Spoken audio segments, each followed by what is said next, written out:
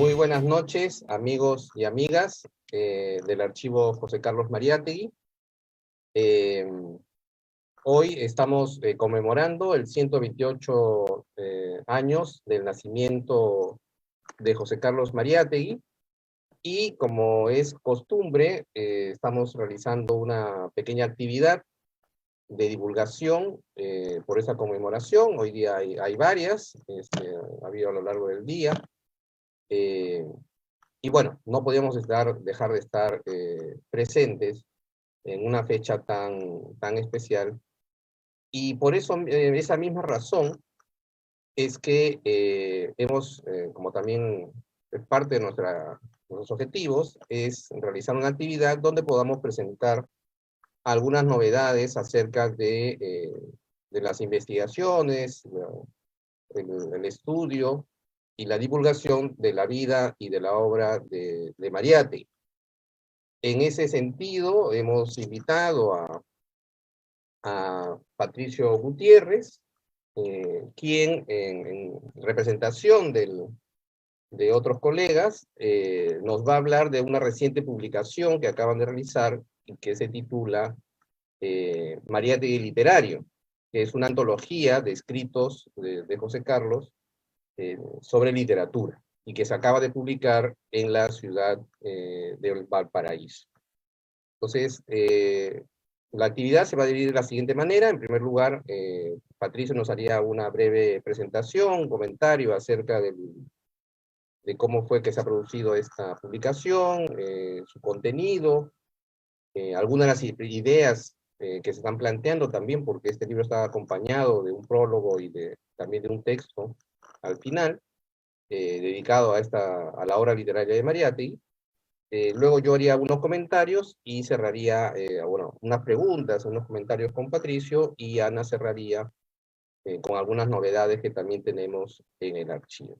Entonces, en ese sentido, pasaría a presentar a Patricio Gutiérrez, quien es magíster y profesor universitario en la Universidad de Valparaíso, ¿no? En la Facultad de Humanidades, en la carrera de Pedagogía e Historia. Además, es miembro del Centro de Estudios del Pensamiento Iberoamericano de dicha universidad, que está encabezado por el profesor Osvaldo Fernández. Entonces, enseguida, Patricio, te invito a que nos puedas comentar acerca de esta reciente publicación, que es novedosa, porque es un tema muy poco tratado, pero sobre todo, supongo que pondrás énfasis en eso, el hecho de que se habla del conjunto de la obra literaria de Mariátegui, que es un tópico poco tratado. Bienvenido. Bueno, gracias por la invitación, siempre un agrado, y también una posibilidad que se abre desde acá, desde Chile, sobre Mariátegui. Y a esto habría que señalar que no es una publicación aislada, en el fondo, sino que más bien responde a un proyecto de investigación de larga data que llevamos en el Centro de Pensamiento Iberoamericano de la Universidad de Valparaíso, que tiene varias publicaciones en torno a Mariátegui. Está ahora la publicación en cierne, que es Mariátegui Literario, el espíritu revolucionario, pero también ya próximamente está listo, donde también lo colabora Ricardo, que es Defensa del Marxismo, que fue esa edición de 1934 de Mariátegui publicada en Chile. Así que también tenemos esa novedad para una posible presentación luego. Y no digo que es aislada esta presentación sobre Mariátegui literario, que después entraremos en ello, sino que más bien Mariátegui, aunque es poco conocido, pero sí ha estado estudiado harto, estuvo presente en Chile, y hicimos una investigación que responde a ese proyecto de Mariátegui presente en Chile, y estuvo presente desde Mariátegui en vida. O sea, hay un intercambio literario de cartas y de pensamiento con intelectuales chilenos desde la vida de Mariátegui, y posteriormente desde su fallecimiento. Su pensamiento circuló por los recónditos intercambio de la intelectualidad y del movimiento, digámoslo así, popular chileno. Así que no es extraño que desde acá, de esta zona tan lejana como Chile, haya una preocupación por Mariátegui. Esa preocupación viene porque su pensamiento ha circulado por los intersticios recónditos de las diferentes organizaciones políticas y culturales, así que valga recordar también en ese proyecto literario y en ese proyecto intelectual de Mariátegui ese intercambio con Glusberg. Samuel Glusberg, que escribía como Enrique Espinosa, era su amigo epistolar de Mariátegui, y él tuvo una radicación en Chile luego, en la década de los 30, y que funda una de las revistas culturales muy al estilo Amausta, que se llamó Babel. Y Babel fue un receptáculo cultural en la década de finales de los 30, de los 40 y los 50, digamos, comienzo de los 50, donde la obra de Mariátegui circuló también. Pero ese es un hecho que venía desde antes. O sea, Mariátegui se intercambia con los intelectuales chilenos en vida cartas y por ello se envía libros a Chile. Así que ahí tenemos también un intercambio intelectual con Ricardo en el sentido de la primera publicación de Defensa del Marxismo. Pero recordemos ahí también que hay una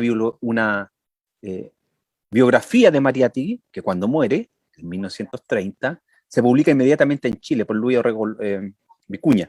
Entonces hay un camino intelectual, político, cultural, diría yo, de Mariátegui presente en nuestra intelectualidad y en nuestro movimiento social y político en Chile.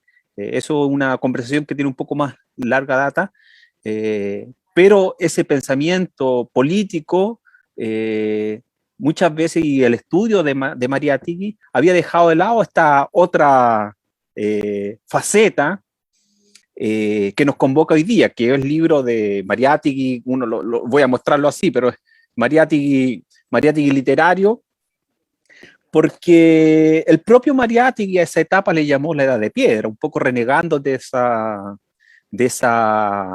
faceta del, digámoslo, en ese sentido. Pero para nosotros o para los estudiosos de Mariátegui, en este caso, vemos una línea de continuidad.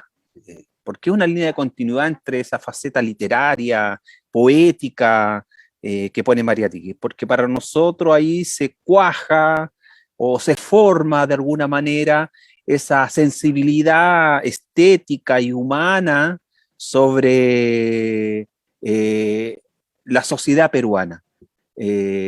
Sus escritos sobre la élite aristocrática peruana, en sus cuentos, en sus narrativas poéticas, va a dar cuenta de esa sensibilidad que de alguna u otra manera va formando su carácter crítico a esa sociedad, a esa aristocracia limeña, digámoslo en ese sentido. Entonces, para nosotros, rescatar esa faceta literaria de Mariátegui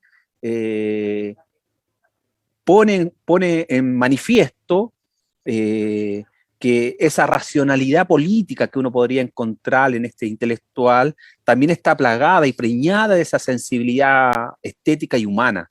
No es solo la racionalidad política la que le permite de alguna u otra manera dar cuenta de la sociedad peruana, sino que esta sensibilidad estética le permite entrar, profundizar en el carácter humano y sensible de esa sociedad.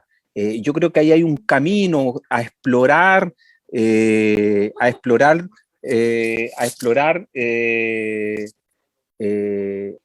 pensamiento que vaya más allá de su racionalidad política, que uno puede decir, que puede ser que tenemos muchos estudios sobre eso, pero también falta plagarlo de ese carácter sensible y humano que tenía Mariátegui, aunque, como dije anteriormente, el propio Mariátegui haya renegado de eso, pero renegó en una etapa que uno puede decir, Mariátegui, que le llama la edad de piedra, o sea, etapa juvenil, digámoslo uno, pero sin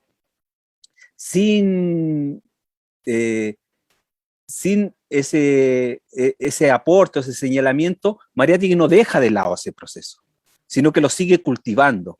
O sea, a la par que iba escribiendo sus artículos políticos, también seguía cultivando esa sensibilidad poética y literaria.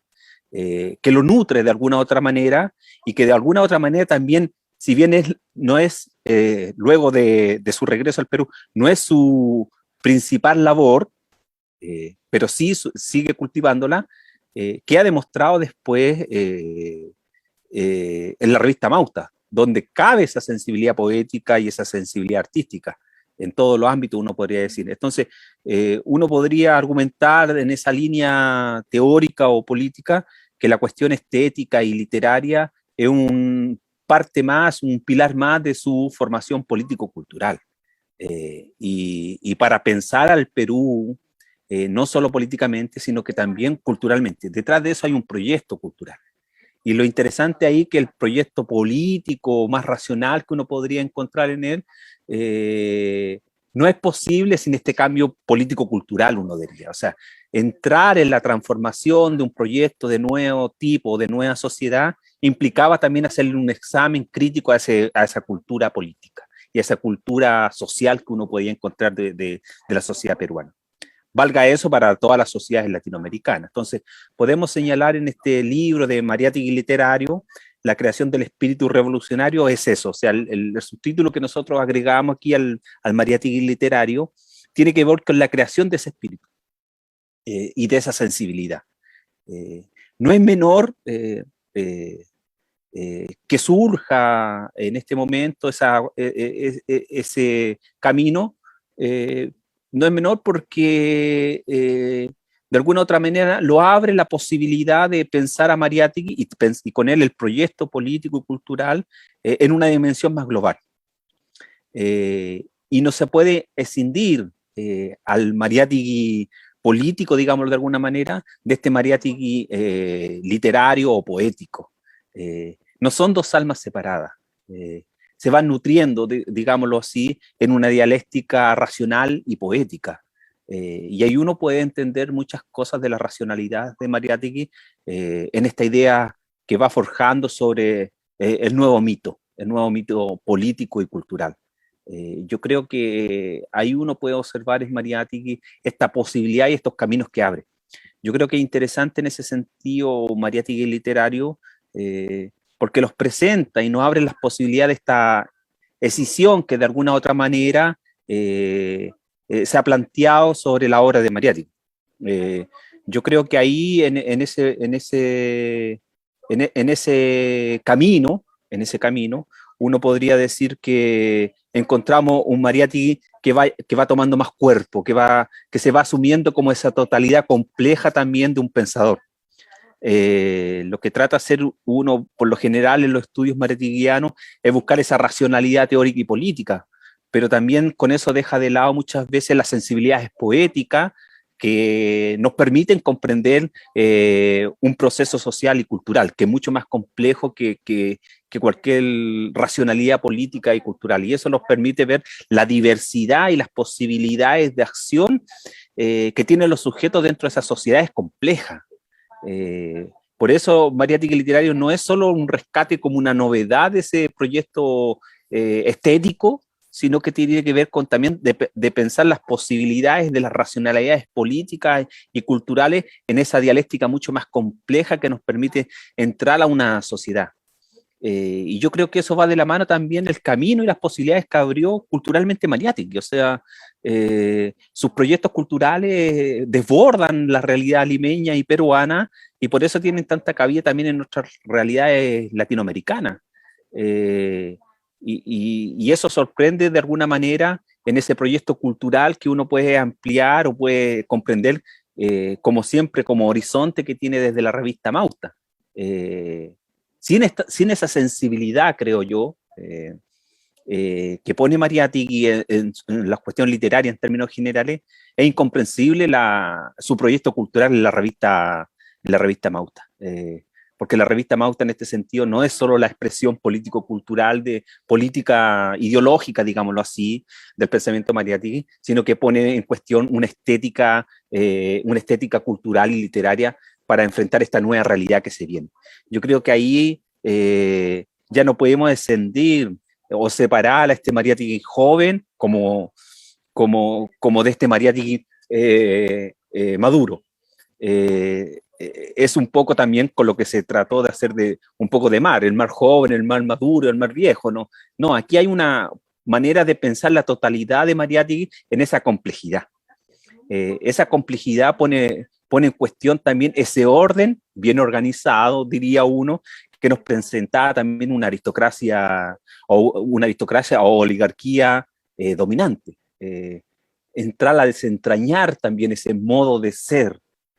Por eso también ahí en Mariátegui uno puede leer sus expresiones sobre el turf o sobre las cuestiones de las carreras, desentrañando esa estética oligárquica. Entonces, yo creo que ahí hay una sensibilidad que se va nutriendo y que después, obvio, que la va racionalizando con su viaje, con su estilo y su vuelta y su pensamiento, pero hay ahí algo que se va nutriendo, una sensibilidad que le va permitiendo abrir puertas culturales y abrir puertas estéticas que permitan pensar una nueva cultura, una nueva realidad para proponer una alternativa a ese tipo de sociedad. Yo creo que Mariátegui Literario no hable de esas posibilidades y nos pone a pensar a Mariátegui ya no como esa parcelación y esa evolución solo teórica o racional y política que uno podría hacer, sino que esa racionalidad está preñada de esta sensibilidad estética, digámoslo, en algún sentido, de Mariátegui. ¿Por qué está esa profundidad? Porque ahí está el trasunto humano, la sensibilidad humana por el sujeto. En la racionalidad política a veces se pierde ese trasunto humano, sino que más bien se queda en la declaración o en la argumentación teórica, pero está ahí la carne, la sensibilidad, el ser humano que se desprende y que piensa y sensibiliza sobre el ser humano en esas posibilidades. Entonces yo creo que en Mariátegui Literario encontramos esa linealidad que uno puede decir que no hay un corte, sino que hay una continuidad en ese proyecto de él y en su propia formación, en su propio ser como sujeto racional y político, pero está esta sensibilidad que les permite entrar a esos mundos culturales que muchas veces no son comprendidos desde la racionalidad política. Por eso Mariátegui Literario viene también a presentar a este Mariátegui, que es parte también de este otro Mariátegui que todos tenemos presente. Yo diría esas ideas como principio para pensar a este Mariátegui que tenemos presente, que tenemos en nuestra conocimiento más actual, o sea, de alguna u otra manera esta parte más oculta, más olvidada, nos permite ya entrar en otro tipo de pensar a Mariátegui. También hay un aporte ahí que desde acá, con la humilde lejanía que nos tiene, podemos pensar a Mariátegui en esa totalidad que es cultural, política y estética. Eso es lo que uno puede rescatar de este libro de Mariátegui Literario, podríamos ponerlo así. Habría que señalar también ahí, a manera de agradecimiento, obviamente, todo el aporte que ha hecho el archivo, la casa y José Carlos Mariátegui Zeta, también que este texto va con dos ediciones inéditas, dos publicaciones inéditas de Mariátegui, así que también ahí hay un aporte para quien quisiera seguir profundizando en el pensamiento de Mariátegui. Lo dejo hasta acá y pudimos seguir profundizando también en este libro o en lo que pretendemos como proyecto o como grupo de investigación de Mariátegui desde acá, desde Valparaíso. Muchas gracias, Patricio. Sí, yo creo que los agradecimientos son mutuos, ¿no? Valparaíso se ha convertido en uno de los focos, digamos, dentro de América Latina, donde el estudio de la obra de Mariátegui es importante y que además regularmente todos los años producen libros, artículos, ¿no? Y realizan actividades además como CEPIP, que justamente hacía tiempo digamos que se hacía extrañar, ¿no? O sea, generalmente los grandes centros de producción, entre comillas, han sido México y Argentina, en todo caso los países andinos, ¿no?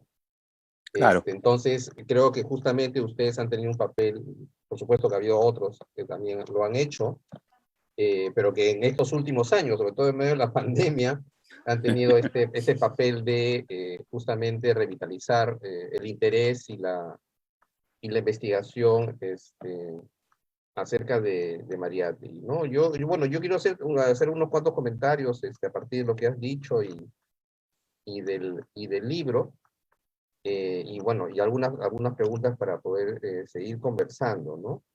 Eh, un primer tema que creo que es bastante importante es esto que ha señalado, ¿no? El tema de las etapas de la vida de Mariátegui. Efectivamente, fue a partir de la obra de Althusser, ¿no? Sobre la obra de Marx, que creó esta idea la idea de que existía una juventud y una madurez, ¿no? En el caso de Claro. Marx, y que luego se fue, digamos, extendiendo a otros investigadores, ¿no? El caso del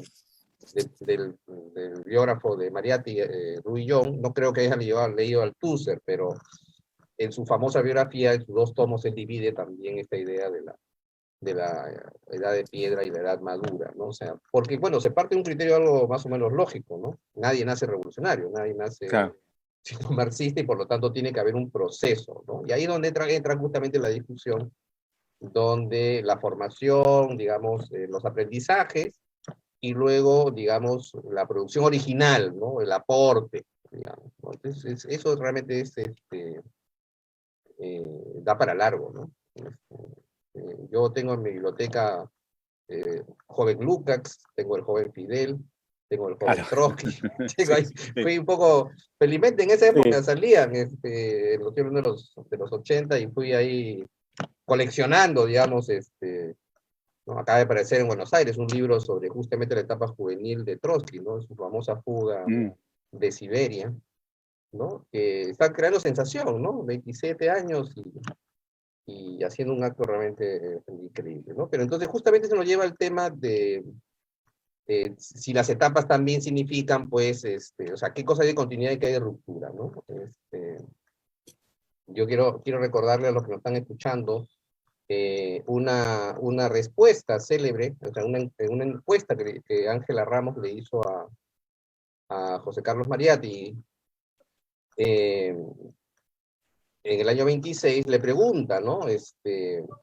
¿Cómo cambiaron sus rumbos y aspiraciones literarias y se definieron en la forma que hoy se ha definido? ¿No? Es porque la pregunta de Ángela Ramos apuntaba al hecho que cuando Mariátegui partió a Europa, la imagen que tenía la mayoría de sus colegas, periodistas, escritores como él, porque era parte, como ha señalado, ¿no? Parte de estos periodistas que además aspiraban a ser escritores, hacían teatro, escribían poesía, Mm. cuentos, esperaban pues que Mariátegui, digamos, desarrollara su formación literaria.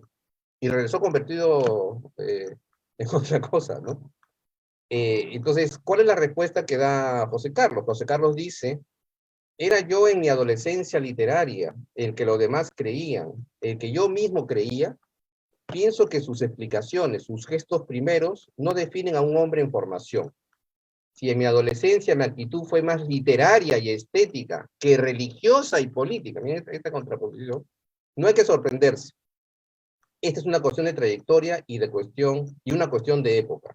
He madurado más que cambiado, ¿no? Creo que esta famosa respuesta ha generado también mucho debate acerca de esa transformación, pero lo que como tú señalas con contundencia es que la literatura como tal es un elemento tanto de su formación como de su etapa madura, es un elemento que está allí presente, ¿no? Pero no de manera pues inalterable, sino que ha ido, como dice el propio José Carlos, madurando, ¿no? Se nota, por ejemplo, cuando se leen los poemas, que Mariátegui pasa, pues, o sea, está influenciado por el modernismo, ¿no? Que era lo que Claro. dominaba en ese entonces, pero uno cuando lee su famosa novela sobre el doctor Canela, tiene claramente la influencia de las vanguardias, ¿no? Especialmente las vanguardias que incorporaban al psicoanálisis en ese contexto. Entonces, ¿no? Pues un poco proceso similar con el de Vallejo, por ejemplo, ¿no? Su famosa tesis, sus primeros Claro. poemarios eran modernistas. Ustedes también han trabajado a Vallejo, han contribuido a la discusión de Vallejo. Y luego su obra posterior, aunque Vallejo no estaba tan convencido sobre el papel de las vanguardias, en todo caso, en ese sentido discrepaba con Mariátegui, ¿no? Pero y bueno, es bastante claro, también como ha señalado, Amauta, ¿no? O sea, lo hemos conversado en el curso que hemos estado Claro. Promoviendo, dirigido por Eduardo Cáceres sobre la revista Amauta, de la cual ustedes también han participado, cómo justamente él es el eje vertebrador que además seleccionaba, ¿no?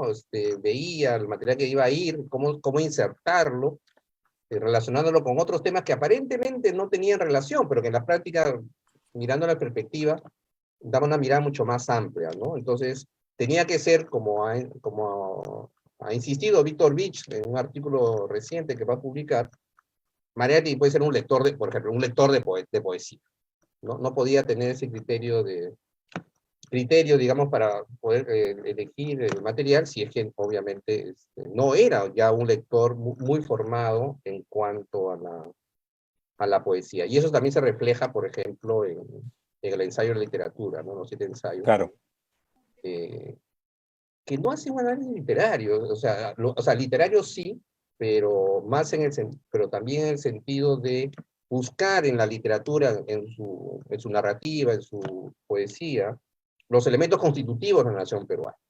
No creo que es un elemento también, o sea, en la obra, digamos, en la etapa madura, digamos, cobra otro sentido esta lectura, este estudio, esta interpretación sobre la literatura, ¿no? Pero sí en esa etapa de formación en la cual él también ejerció como escritor, como poeta, ¿no? No hubiera sido, digamos, posible, ¿no? En fin, eso eran algunas cosas que yo quería un poco comentar al respecto, ¿no? Y cuanto al libro, bueno, esperemos que pronto esté circulando en Lima. Ustedes han seleccionado algunos poemas. Yo diría que un poco, para mí que soy conocedor de esta etapa, digamos, un poco más clásicas. Poemas que, bueno, ya lo dejaremos eso a los críticos literarios, creo que ya alguna vez hemos comentado, con Claudio, sobre todo, con propio José Carlos y con Ana, un poco esto del... Claro, no es, pues, o sea, uno lee la poesía de Mariátegui juvenil y, bueno, uno dice, pero es interesante, además, en ciertos poemas, algunos de los cuales han seleccionado, son bastante originales, ¿no? Fuertemente influenciados por la literatura francesa, para mí muy, muy influenciado por Baudelaire, ¿no? Esos referentes al cansancio, no lo dice, pero lo insinúa, ¿no? El tema de las drogas, que también esto fue algo cercano al círculo de Colonia, ¿no? Iban al barrio chino, Claro. ahí parece a fumar sus porritos, aunque no hay pruebas, no hay ninguna fuente que nos diga que Mariátegui lo haya hecho, y si lo hubiera hecho, bueno, ¿quién no se tira un porrito ahora, en estas épocas, ¿no? Pero, en fin, entonces un poco, bueno, está la Mariscala, la obra de teatro La Mariscala, y bueno, los cuentos, ¿no? Donde justamente digamos, de los que han seleccionado, predominan los de tipo hípico, que efectivamente yo estoy de acuerdo en el sentido que son, digamos, los más interesantes, ¿no? Bueno, como toda antología, pues bueno, hay discrepancias, ¿no? Yo hubiera Claro. puesto, ¿cómo se llama? Ruth Jan Ring, ganador, ¿no? A mí me pareció muy, muy divertido. En fin, un poco preguntarte, hay todo un tomo, el primer tomo de los escritos juveniles, dedicado Claro. justamente a esta etapa literaria juvenil. Entonces, un poco, quizás nos puedas comentar cuáles han sido un poco los criterios para seleccionar particularmente estos poemas la obra, bueno, La Mariscala supongo porque la otra obra de Mariátegui, Las Tapadas, no fue muy bien recibida, ¿no? Bueno, hay un mito Claro, sobre que no fue bien recibida, claro. pero en fin, y los cuentos. O sea, ¿cuáles han sido los criterios un poco que ustedes han Eh, tenido para elegir a ¿no? claro. Sí, mira, Este primero, material, digamos, porque no es claro, poca, ¿no? No es claro. poca, realmente entre el año 14 y el año, y más o menos mediados del año 16, la producción literaria, propiamente literaria, juvenil, fue bastante importante, ¿no? Entonces, ¿cuál fue el criterio un poco que partieron Claro, para a ver, hacer mm, esta sí, selección? mira, en el chat voy a dejar que ahí está la edición univocalista.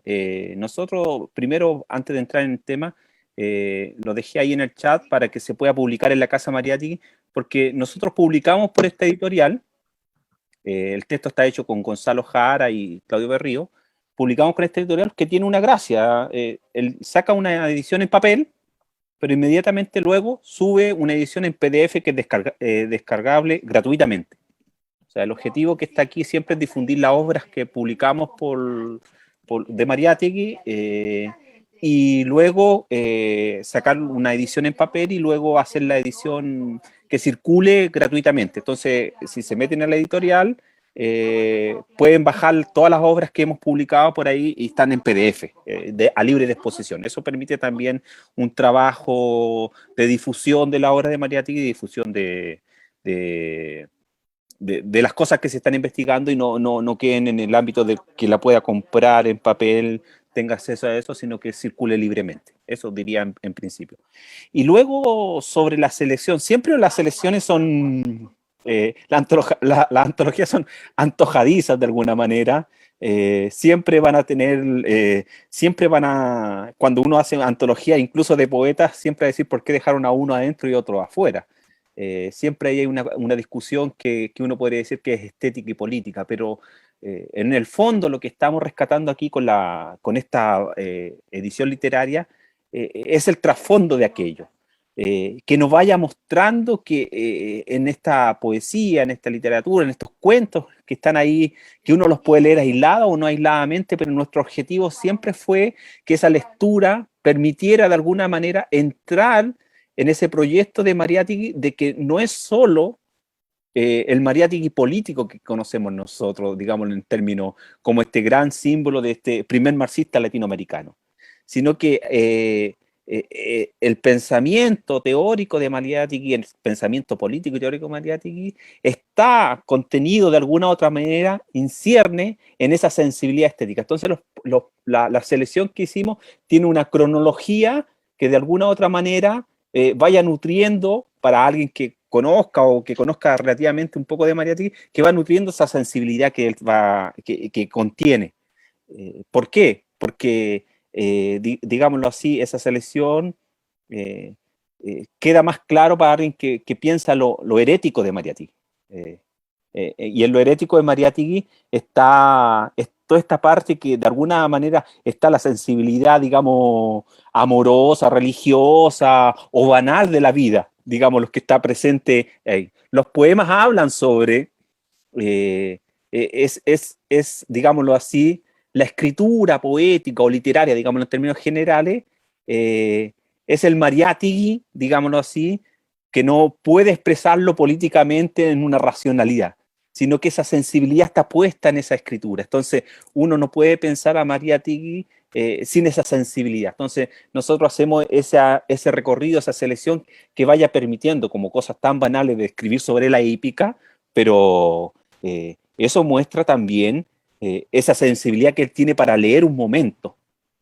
Y ese momento, o esa crítica posterior que uno puede hacer, que hace Mariátegui racionalmente sobre la sociedad limeña, está nutrida de un acervo concreto, que vivió ese periodo, lo vivió con intensidad, con angustia, con amor, con todo lo que tenía, pero vivió esa sensibilidad. Entonces, esa selección tiene que ver con un poco con ese objetivo que está detrás. Quizá un poco está, por eso hicimos un prólogo que no es tan extenso, que más bien deja la posibilidad también de iniciar un camino de investigación en ese sentido.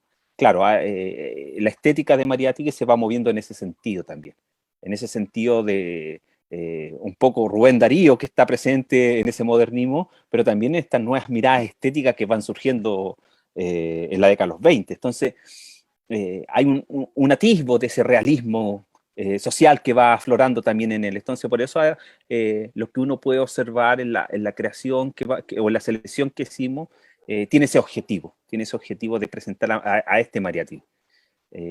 Yo creo que ahí, en esas posibilidades, nos permite de alguna u otra manera pensarlo en ese trasunto humano que hay ahí. Y yo creo que pensar a Mariátegui en ese sentido, lo vuelvo a recalcar, no lo escinde de sus posibilidades, sino que le permite a pensarlo en su totalidad. Por eso esa selección tiene ese grado. Claro, podemos haber ingresado mucho más, mucho menos, uno siempre tiene esas posibilidades, pero nuestro objetivo estaba en ese sentido. Estaba en ese sentido. Yo creo que ahí nos encontramos con ese texto. Y la lectura eh, puede ser llevada también, y eso es lo interesante, que nos hemos dado cuenta, que la lectura puede ser leído por aquellos estudiosos de la literatura, que encuentran ahí ciertas líneas teóricas literarias, y aquellos que lo leemos también desde la historia y aquellos que lo leen de la racionalidad política. Entonces, abre esas posibilidades de pensarlo en esas diferentes dimensiones también. Sí, justamente, también un poco una cosa interesante que también uno va a poder ver en estos textos es la variedad de, digamos, ¿cómo se dice? O sea, no solamente en términos de poesía, o sea, variedad de los géneros literarios, sino también, como tú dices, los temáticos, ¿no? Hay algunos que aparecen, o sea, que en ese momento están presentes, pero que luego van a desaparecer, y otros que, en cierta manera, se mantienen, ¿no? Pero también está un poco las corrientes literarias, ¿no? En cuanto al teatro, las tapadas es más costumbrista, ¿no? Es una obra costumbrista, el tema colonial, ¿no? De la cual Mariátegui luego tendrá una dura Claro. crítica, ¿no? Pero sin embargo, podemos ver justamente en La Mariscala, que es un tema además sobre la República, ¿no? Un personaje dejado de lado, además escrito a cuatro manos, ya un cierto interés por relacionar la literatura con lo nacional, el problema nacional, ¿no?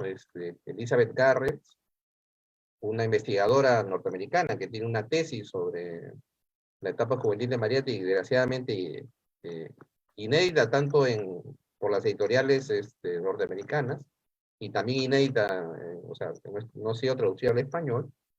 Ella habla de un nacionalismo literario ya en el joven Mariátegui, ¿no? Entonces, creo que también, o sea, este tema de las rupturas y las continuidades también está allí presente, ¿no? Y más bien yo quería saber tu opinión acerca un poco de por qué la novela, la novela y la vida ha pasado tan despercibida, ¿no? O sea, que también le echo un poco de seguimiento, salvo el interés que tuvo Sebastián Salazar Bond en los años 60, cuando apareció la primera edición, el libro, en 1955, le hizo un comentario elogioso, ¿no? Un comentario elogioso, pues hay algunos colegas peruanos que viven en extranjero, pero que también han escrito algún artículo, ahora, bueno, me perdonarán a olvidar ahora el nombre, hay una tesis en la Católica dedicada al tema, pero después paramos de contar, ¿no? Pareciera que esta novela maredeguiana es un poco, o falta de interés, o quizás impenetrable para una perspectiva ortodoxa, digamos, de analizar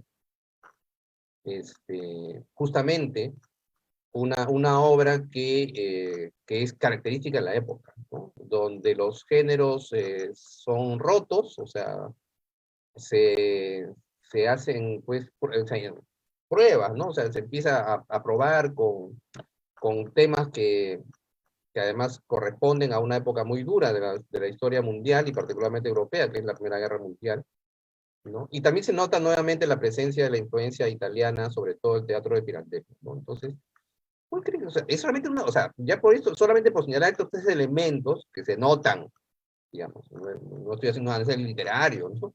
Se notan ahí leyéndolo. ¿Por qué no ha tenido interés, mayor interés, ¿no? Ni siquiera por los críticos literarios, ¿no?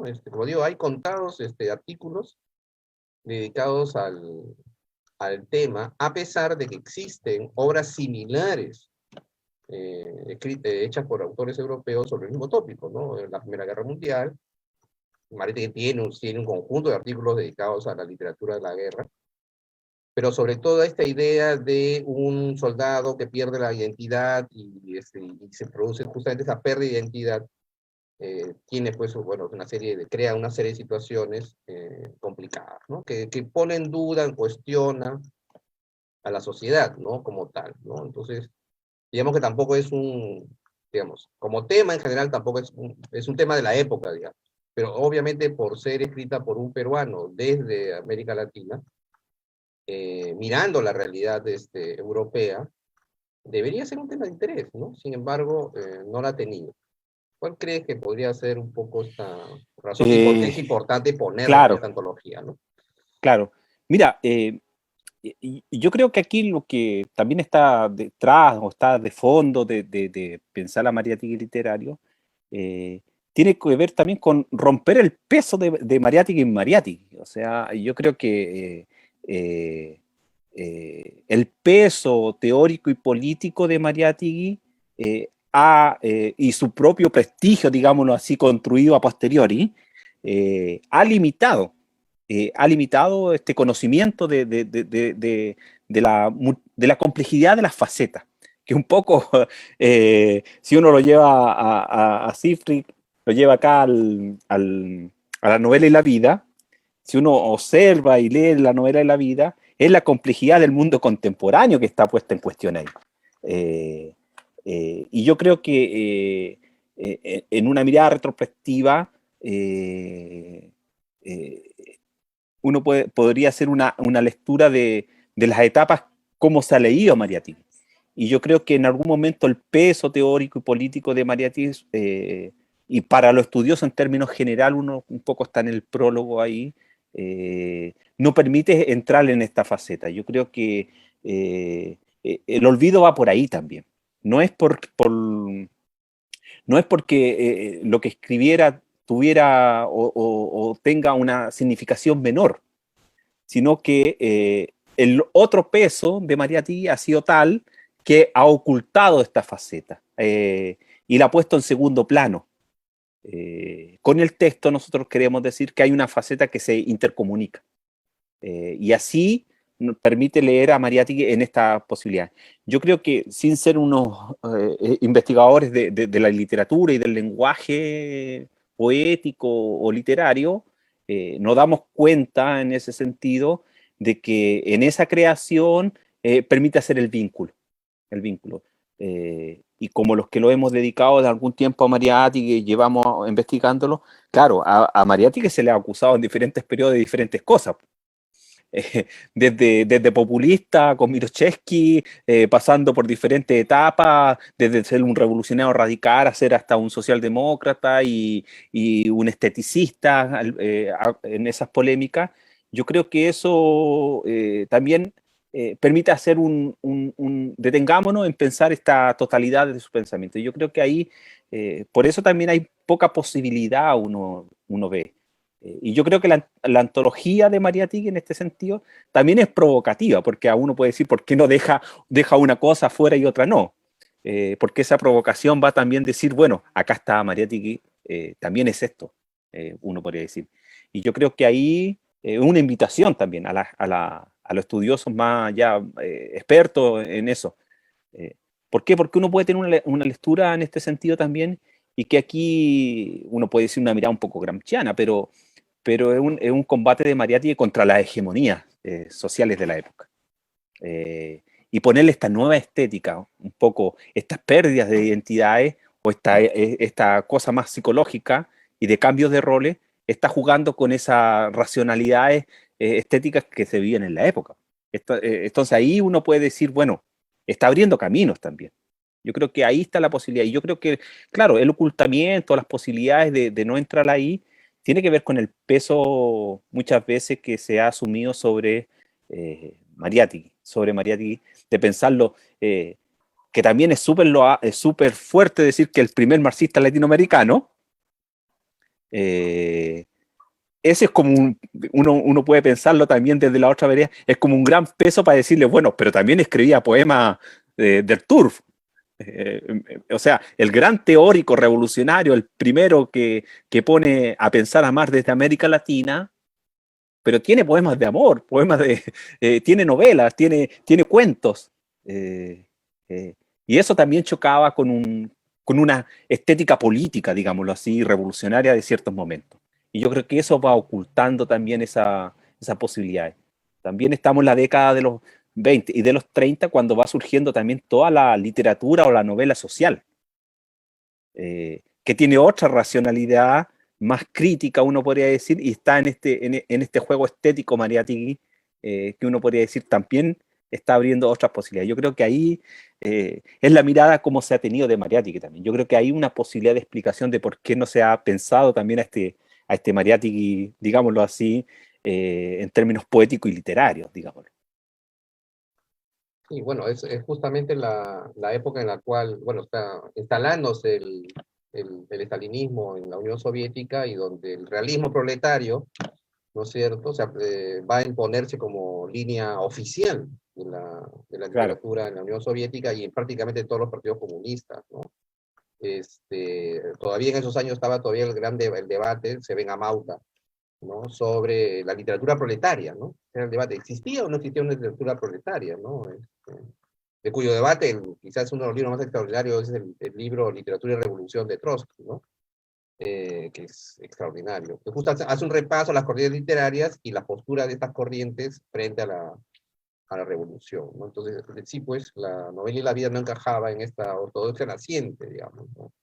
Con la muerte de Mariátegui, y solamente publicada en Mundial, pasó desapercibido.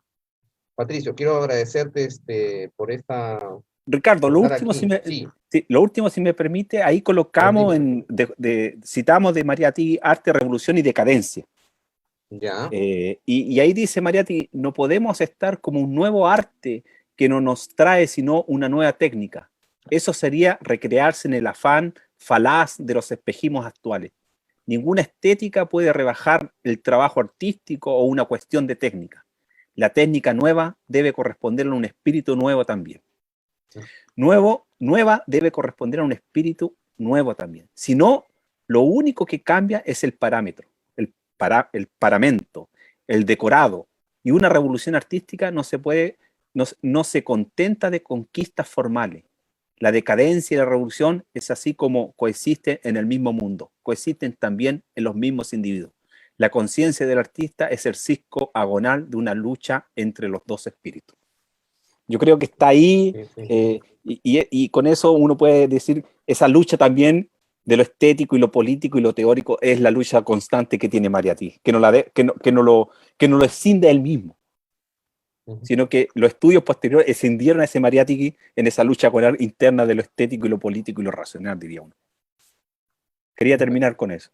No, gracias, Patricio. Yo quería, para terminar, dejar unos minutos con Ana Torres, justamente porque hay una relación, en cierta manera, con este Mariátegui literario, que tiene que ver con la próxima publicación de una nueva edición de los escritos juveniles, y de la cual Ana, justamente, para ir cerrando, nos va a hacer una breve presentación. Adelante, Ana.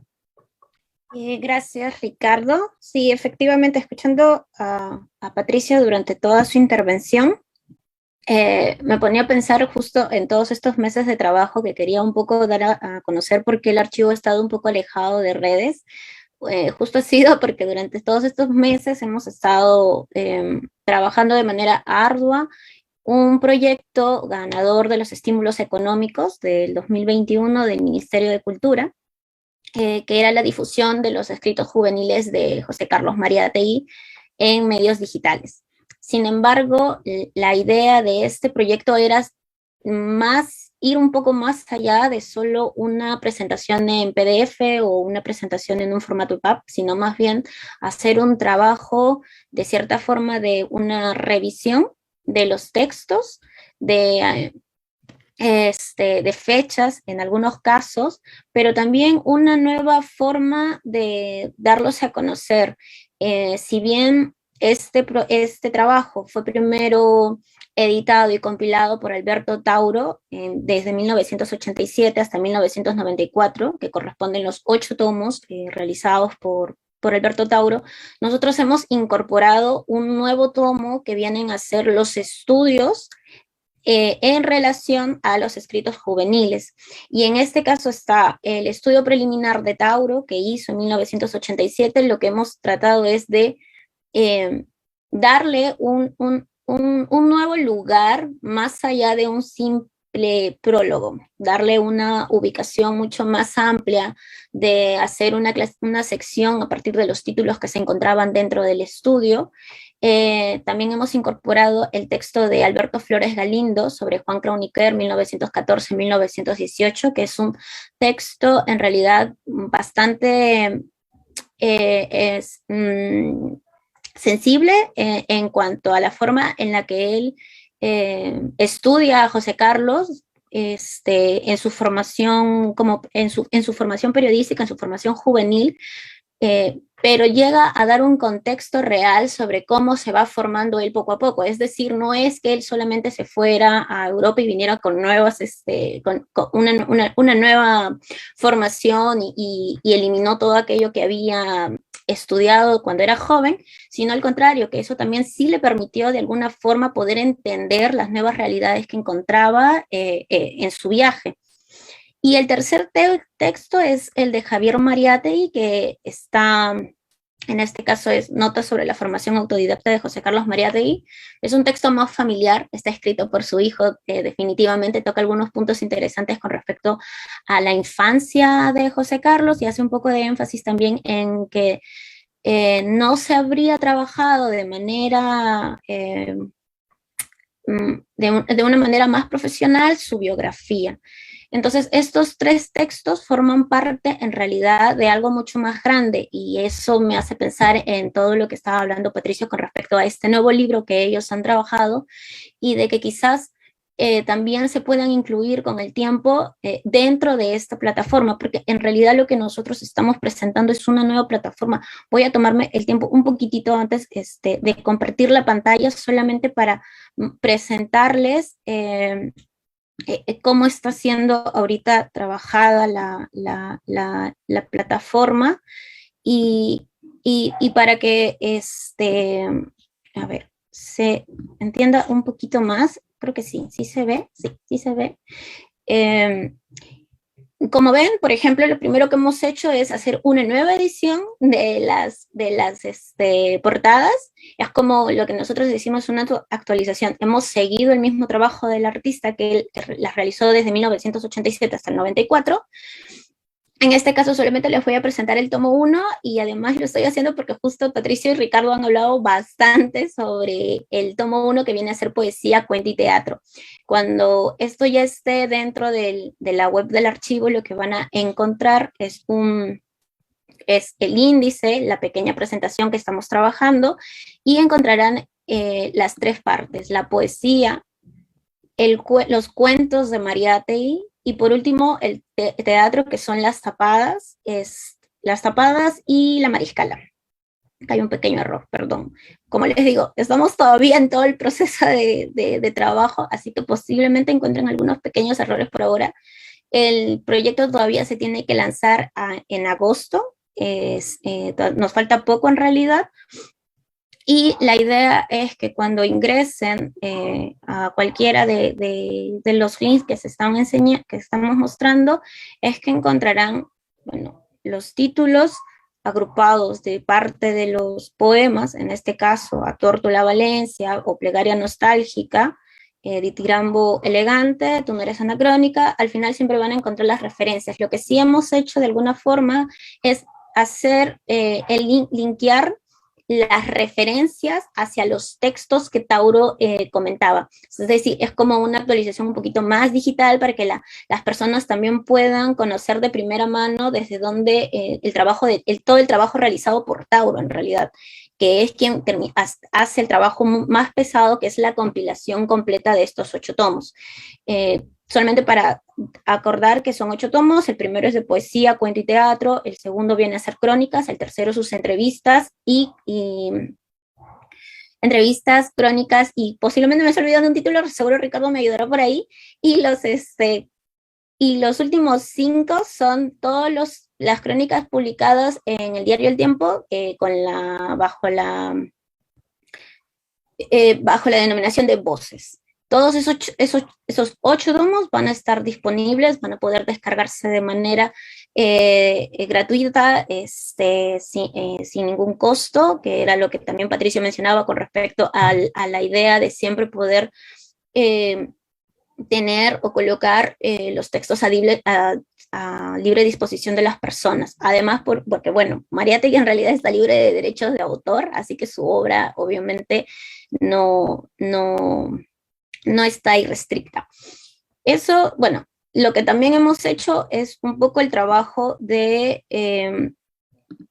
selección de imágenes del archivo fotográfico del archivo y también del archivo fotográfico de Cervantes-Thyssen.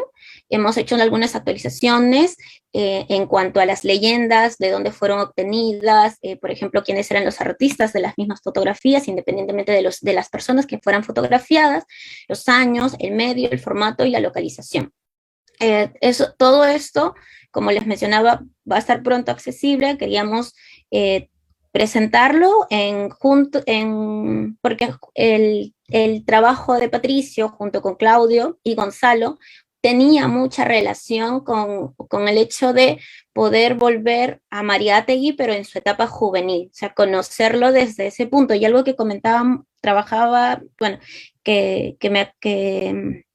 que le comentaba a Ricardo mientras estábamos haciendo ese trabajo, era el trabajo de su crónica, esa formación y ese trabajo de escribir de cierta forma, la sátira política de los momentos políticos que sucedían en ese momento, por ejemplo, con el gobierno de Pardo, y que Ricardo en algún momento lo mencionaba como que no es que actualmente quizás periodistas actuales hayan descubierto la pólvora haciendo sátira política a través del YouTube, sino que en realidad ya existía desde mucho antes, quizás no necesariamente desde Mariátegui, sino desde otros periodistas o otros personajes que se dedicaban a este tipo de trabajo. Entonces eso es algo que me parecía súper importante. Y sí, también con respecto a lo de la poesía, algo que, bueno, hablábamos también con Ricardo y que con Patricio lo ha mencionado, si bien no podríamos decir que fuera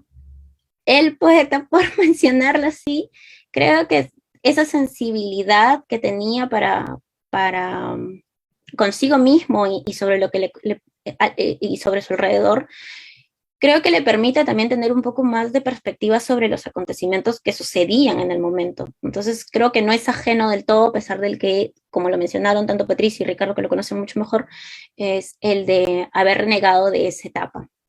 Entonces, yo ya para terminar, porque estamos sobre la hora, sí quería agradecer, voy a dejar de compartir, quería agradecer tanto a Patricia y a Ricardo por permitirme estos pequeños momentos para poder explicar un poco del trabajo que estamos realizando. Esperamos que cuando ya esté listo podamos hacer una mejor presentación, una mejor versión, y obviamente que todos quedan invitados a poder revisar la obra principalmente.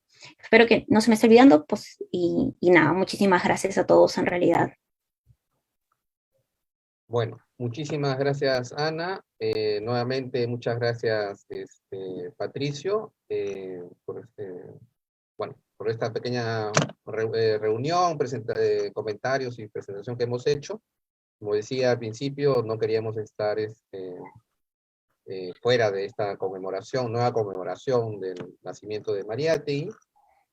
y sobre todo también para justamente seguir mostrando en nuestras diversas actividades que lo que el archivo José Carlos Mariátegui viene trabajando no lo hace solamente el archivo José Carlos Mariátegui, sino que es una colaboración con instituciones peruanas, como el Museo José Carlos Mariátegui, la Casa de la Literatura, y también con colegas, amigos e instituciones fuera del Perú, no quiero decir extranjera porque me suena feo, o sea, no son extranjeros, son hermanos, son compatriotas de nuestro continente, ¿no? Entonces, y particularmente en este caso, desde el puerto de Valparaíso en Chile. Si aquí estamos con frío, ya me imagino cómo Sí. estarán ustedes. En fin, nuevamente, muchísimas gracias. Me parece que ha sido una reunión muy interesante, muy simpática en intercambio.